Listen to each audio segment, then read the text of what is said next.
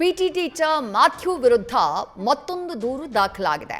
ಮಕ್ಕಳ ಆಯೋಗದಿಂದ ಮ್ಯಾಥ್ಯೂ ವಿರುದ್ಧ ಕಂಪ್ಲೇಂಟ್ ಅನ್ನು ದಾಖಲು ಮಾಡಿಕೊಳ್ಳಲಾಗಿದೆ. ಈ ಬಗ್ಗೆ ರಾಜ್ಯ ಮಕ್ಕಳ ಆಯೋಗದ ಸದಸ್ಯ ಶಶಿಧರ್ ಕೋಸಂಬಿ ಅವರು ನ್ಯೂಸ್ ಫಸ್ಟ್ಗೆ ಮಾಹಿತಿಯನ್ನು ಕೊಟ್ಟಿದ್ದಾರೆ. ನಗ್ನವಾಗಿ ಮಕ್ಕಳಿಗೆ ವಿಡಿಯೋ ಕಾಲ್ ಮಾಡಿದ್ದು ಕಂಡು ಬಂದಿದೆ.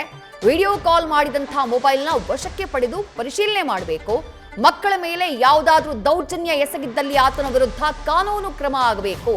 ಹೀಗಾಗಿ ಮಕ್ಕಳ ಆಯೋಗದಲ್ಲಿ ಸ್ವಯಂ ಪ್ರೇರಿತ ದೂರನ್ನ ದಾಖಲಿಸಿ ಕ್ರಮಕ್ಕೆ ಮುಂದಾಗಿದ್ದೇವೆ ಅಂತ ಹೇಳಿ, ಜೊತೆಗೆ ಕೇಸ್ ಸಂಬಂಧ ಕೋಣನಕುಂಟೆ ಪೊಲೀಸರ ಜೊತೆ ಸಮಾಲೋಚನೆಯನ್ನ ಕೂಡ ನಡೆಸಲಾಗಿದೆ ಅಂತ ಹೇಳಿ ಮಕ್ಕಳ ಆಯೋಗದ ಸದಸ್ಯ ಶಶಿಧರ್ ಕೋಸಂಬಿ ಅವರು ನ್ಯೂಸ್ ಫಸ್ಟ್ಗೆ ಮಾಹಿತಿಯನ್ನ ನೀಡಿದ್ದಾರೆ. ಸಂತ್ರಸ್ತ ಮಹಿಳೆಯಿಂದ ಈ ಮ್ಯಾಥ್ಯೂ ಮಾಡಿದಂಥ ಅವಾಂತರಗಳು, ಈತ ಮಾಡಿದಂಥ ದೌರ್ಜನ್ಯ ಬೆಳಕಿಗೆ ಬಂದಿತ್ತು.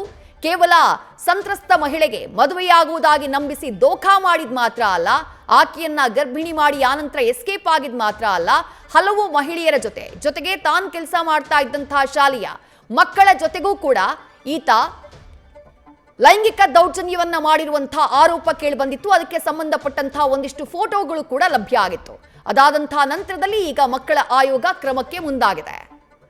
ಮತ್ತಷ್ಟು ಡೀಟೇಲ್ಸ್ ನಮ್ಮ ಪ್ರತಿನಿಧಿ ಚಂದ್ರಶೇಖರ್ ನೀಡ್ತಾ ಹೋಗ್ತಾರೆ. ಚಂದ್ರಶೇಖರ್, ಒಂದು ಕಡೆ ರಾಜ್ಯ ಮಹಿಳಾ ಆಯೋಗ ಸುಮೋಟೋ ಕೇಸನ್ನ ದಾಖಲಿಸಿದೆ. ಮಕ್ಕಳ ಆಯೋಗ ನ್ಯೂಸ್ ಫಸ್ಟ್ಗೆ ಮೊನ್ನೆಯೇ ಭರವಸೆಯನ್ನ ಕೊಟ್ಟಿತ್ತು, ನಾವು ಆಕ್ಷನ್ ತಗೋತೀವಿ ಅಂತ ಹೇಳಿ. ಈಗ ಅವರು ಕೂಡ ದೂರನ್ನ ದಾಖಲು ಮಾಡಿಕೊಂಡಿದ್ದಾರೆ. ಹೆಚ್ಚಿನ ಡೀಟೇಲ್ಸ್ ಏನ್ ಸಿಗ್ತಾ ಇದೆ, ಯಾವ ರೀತಿ ಕ್ರಮಕ್ಕೆ ಮುಂದಾಗಿದ್ದಾರೆ? ಖಂಡಿತವಾಗಿಯೂ ವಿದ್ಯಾ, ಏನು ಈ ಒಂದು ಪ್ರಕರಣಕ್ಕೆ ಸಂಬಂಧಪಟ್ಟಂತೆ ಏನು ಮ್ಯಾಥ್ಯೂನ ವಿರುದ್ಧ ಸಾಕಷ್ಟು ಆರೋಪಗಳು ಕೇಳಿ ಬಂದಂತ ಹಿನ್ನೆಲೆಯಲ್ಲಿ ಈಗಾಗಲೇ ಮಹಿಳಾ ಆಯೋಗ ಒಂದು ಸುಮೋಟೋ ಕೇಸನ್ನ ದಾಖಲು ಮಾಡಿಕೊಂಡು ಈಗ ತನಿಖೆಯನ್ನ ಮಾಡಬೇಕು ಅನ್ನುವಂತ ಒತ್ತಾಯ ಮಾಡ್ತಾ ಇರುವಂತಹದ್ದು. ಇನ್ನ ಅದನ್ನು ಹೊರತುಪಡಿಸಿದ್ರೆ ಈಗಾಗಲೇ ಮಕ್ಕಳ ಜೊತೆಗೂ ಕೂಡ ಈತ ಅಸಭ್ಯವಾಗಿ ವರ್ತನೆ ಮಾಡಿದ್ದಾನೆ ಅನ್ನುವಂತಹ ಒಂದು ಆರೋಪ, ಅಥವಾ ಅಲ್ಲಿ ಮಕ್ಕಳನ್ನ ವಿಚಾರಣೆ ಮಾಡಿದಂತ ಸಂದರ್ಭದಲ್ಲಿ ಕೆಲವೊಂದು ವಿಡಿಯೋ ಕಾಲ್ಗಳನ್ನ ಮಾಡಿದ್ದಾನೆ ಅನ್ನುವಂತ ಆರೋಪ ಕೂಡ ಕೇಳಿ ಬಂದಂತ ಹಿನ್ನೆಲೆಯಲ್ಲಿ ಈಗ ಮಕ್ಕಳ ಆಯೋಗದಿಂದ ಕೂಡ ಒಂದು ದೂರು ದಾಖಲಾಗಿರುವಂತದ್ದು. ಜೊತೆಗೆ ಅವರು ಕೂಡ ಒಂದು ಸುಮೋಟವನ್ನ ಮಾಡಿಕೊಂಡು ಈಗಾಗಲೇ ಕೋಣನಕುಂಟೆ ಪೊಲೀಸರಿಗೆ ಒಂದು ದೂರನ್ನ ಕೂಡ ಕೊಟ್ಟಿದ್ದಾರೆ.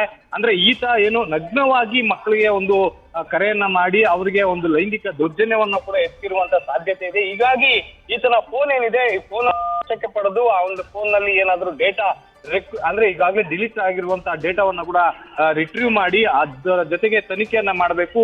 ಈ ಜೊತೆಗೆ ಈತನ ವಿರುದ್ಧ ಕಾನೂನು ಕ್ರಮಕ್ಕೆ ಮುಂದಾಗಬೇಕು ಅನ್ನುವಂತ ಹಿನ್ನೆಲೆಯಲ್ಲಿ ಮಕ್ಕಳ ಆಯೋಗ ಕೂಡ ಒಂದು ದೂರನ್ನ ದಾಖಲಿಸಿ, ಜೊತೆಗೆ ಆಯೋಗವೂ ಕೂಡ ಒಂದು ದೂರನ್ನ ದಾಖಲು ಮಾಡಿಕೊಂಡು ಸಂಬಂಧಪಟ್ಟಂತ ಶಾಲೆಗೆ ಒಂದು ನೋಟಿಸ್ ಅನ್ನ ಕೊಟ್ಟು ಆ ಶಾಲೆಯಲ್ಲಿ ಯಾವ ರೀತಿಯಾಗಿ ಯಾವಾಗಿಂದ ಈತ ಇದ್ದಾನೆ ಅನ್ನುವಂತ ಮಾಹಿತಿಯನ್ನು ಕೂಡ ಕಲೆ ಹಾಕ್ಲಿಕ್ಕೆ ಮಕ್ಕಳ ಆಯೋಗ ಕೂಡ ಮುಂದಾಗಿರುವಂತಹದ್ದು. ವಿದ್ಯಾ, ಥ್ಯಾಂಕ್ ಯು ಚಂದ್ರಶೇಖರ್ ತಮ್ಮೆಲ್ಲ ಡೀಟೇಲ್ಸ್ಗೆ.